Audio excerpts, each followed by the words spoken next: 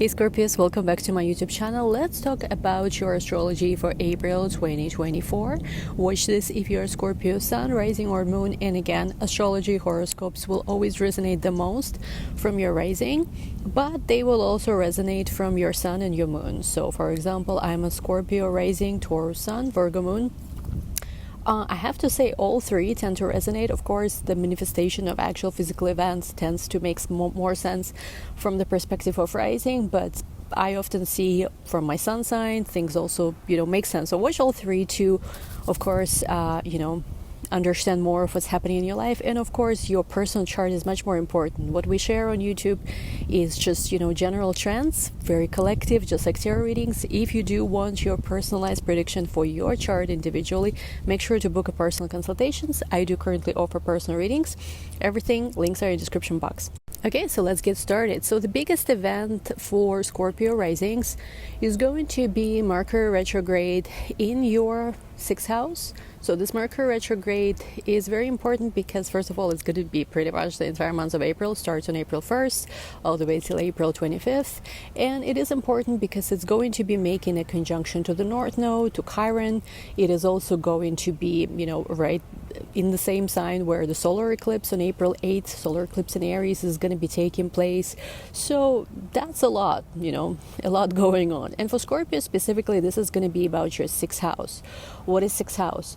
Again, there are some different opinions about whether it actually represents your physical health. Some people actually say that, it's more of like any issues you have. If you have some kind of issues, you could be resolving during this time.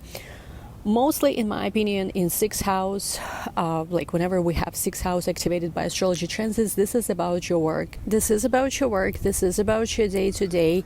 Any kind of debts, any kind of issues, any kind of problems you have, you might decide to, okay, it's time for me to focus. I cannot be putting this under rug anymore. Let's see what I can do to resolve whatever issues I have. Again, for Scorpios, this could be very much about making changes in your work. You could be becoming much busier with work, maybe starting a new job or negotiating some kind of job contract. Could be it could be about, like, I've been feeling this very much with fitness. I've been a couch potato for a very long time, don't really like to exercise, at least used to not like to exercise. Recently, I felt like, I gained some weight, so started running, started jogging, started hitting the gym, doing yoga almost every day, and I'm enjoying it. And who knew, I've never been the person who honestly enjoys to exercise that much. Now I do. So you might decide that, okay, it's time to exercise. It's time to actually take care, of myself, of my diet, everything better. And this could pretty much be it for Scorpios, unless you have also planets in the sign of Aries. And looking at how the dispositor, Mars, is going to be with Saturn in the sign of Pisces in your 5th house, this could be very much also about you perhaps having fun. Maybe you're cutting off, because 5th house is the 12th from the 6th, you might be cutting off on some activities which are, too much fun, drinking, social drinking, partying, and you might decide to become much more serious about your creative projects, where it's like, let's just say, if your work involves anything that has to do with your creative self-expression, your business, you're like, okay, I cannot be slacking anymore. It's time that I focus. So that's very much the energy for April.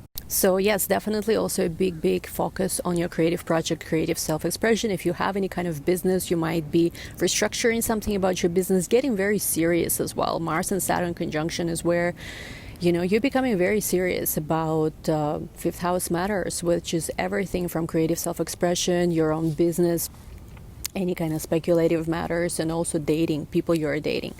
With Mars-Saturn conjunction in your 5th taking place, while Jupiter-Uranus are in your 7th, there is a very big change when it comes to your romantic life. You might suddenly meet someone who, okay, I met this person, I don't really want to date anymore.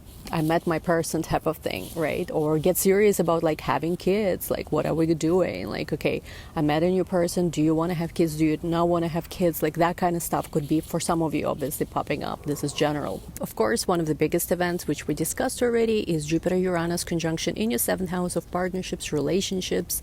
Sometimes it could even have to do, especially looking at 6th and 7th house, any kind of legal matters or whatever.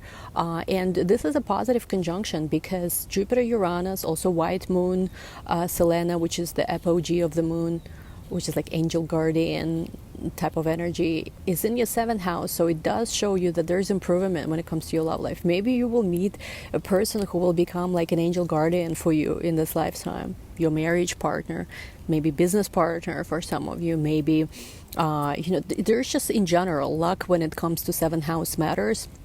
And a big concentration of planets. Fifth house, which is love and romance, creative projects. Sixth house, which is work, fitness, physical reality. And seventh house, which is relationships with others, contracts. Then on April 23, we will have the full moon in the sign of Scorpio. I believe 5 degrees of Scorpio. So those of you with 5 degrees placements in Scorpio will feel it the most. Which is, again, astrologers often describe full moons as closures, completions. To a degree, it's right, but it could be just like an end of a cycle. Maybe there is an end of a cycle on how, with first house especially, certain branding, certain identity. You're finishing something up, you're coming, in the limelight in some way. And there is an end maybe of your single era. Again, for a lot of you, chances are you will meet somebody very special in April. And at the very end of the month, we will have Mars and Neptune conjunction 28 degree of Pisces, which is also about your fifth house likely. I'll be honest, Mars and Neptune 28th, almost 29th critical degree of Pisces could manifest in many different ways. It could, for some people, it could be like a sudden pregnancy. It could be, again, a lot of focus on your creative self-expression. It could be falling in love head over heels. Again, Mars is one of your ruling planets alongside with Pluto. So it's just like there's a lot of possibilities how this could unfold for you guys. I would recommend to be more careful when it comes to like speculative matters, also getting too carried away, even though I feel like it's going to be hard to when it comes to love and relationships, because some of you might just fall in love head over heels even though you tried not to. We'll see what happens. Let me know your stories down below. Personal readings, once again, are available. Make sure you subscribe to my other channel too. I'm excited to hear from you guys. I do hope you enjoyed this prediction. Love you all, and I'll see you next month. Bye.